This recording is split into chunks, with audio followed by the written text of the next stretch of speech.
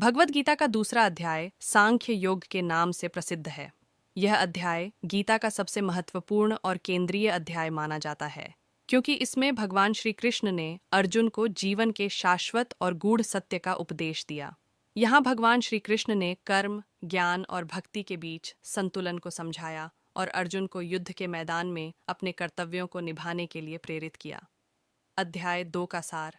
अर्जुन के दिल में यह संघर्ष था कि उसे क्या करना चाहिए। एक ओर वह अपने रिश्तेदारों से युद्ध न करने के लिए इच्छुक था, दूसरी ओर उसे कर्तव्य और धर्म का पालन करने का भी दबाव था। यह स्थिति उसके मानसिक और भावनात्मक संतुलन को बिगाड़ रही थी। अर्जुन का आत्मसंदेह और विषाद देखकर श्री कृष्ण ने उसे उपदेश देना शुरू किया। अर्जुन का विषाद। श्लोक 1 से 20। अर्जुन ने युद्धभूमि में अपने कर्तव्यों के प्रति शंका व्यक्त की और कहा कि वह अपने रिश्तेदारों, गुरुओं और मित्रों के साथ युद्ध नहीं कर सकता। श्री कृष्ण ने अर्जुन को समझाया कि शरीर नश्वर है और आत्मा अमर है, इसलिए तुम्हारा कर्तव्य धर्म का पालन करना है, न कि व्यक्तिगत संबंधों के आधार पर निर्णय लेना। आत्मा की अमरता।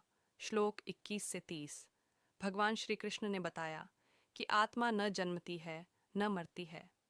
आत्मा का शाश्वत अस्तित्व है और यह केवल शरीर के परिवर्तन से प्रभावित नहीं होती। जैसे मनुष्य पुराने कपड़े बदलता है, वैसे ही आत्मा शरीर बदलती है। अर्जुन को समझाया गया कि शरीर की मृत्यु से आत्मा का कोई नुकसान नहीं होता और इसीलिए युद्ध करना कोई पाप नहीं है। कर्म का महत्व। श्लोक 31.50। श्री कृष्ण ने अर्जुन को कर्म के प्रति अपना दृष्टिकोण स्पष्ट किया। उन्होंने कहा कि कर्म करना ही जीवन का उद्देश्य है, लेकिन कर्म का फल केवल भगवान के हाथ में होता है। अर्जुन को कर्म योग का उपदेश देते हुए श्री कृष्ण ने यह भी कहा कि कर्म करने से पहले उसका फल न सोचें, बल्कि अपना कर्तव्य निभाएं। योग का स्वरूप। श्लोक 51 से 53 तक। श्री कृष्ण ने अर्जुन को बताया कि योग केवल साधना या ध्यान का माध्यम नहीं है, बल्कि यह जीवन के हर पहलू को संतुलित करने का एक तरीका है। उन्होंने बताया कि मानसिक शांति, आत्मनियंत्रण और साधना से ही व्यक्ति अपने जीवन के उद्देश्य को समझ सकता है। अर्जुन को यह समझाया गया कि कर्म, ज्ञान और भक्ति का सामंजस्य ही सच्चा योग है।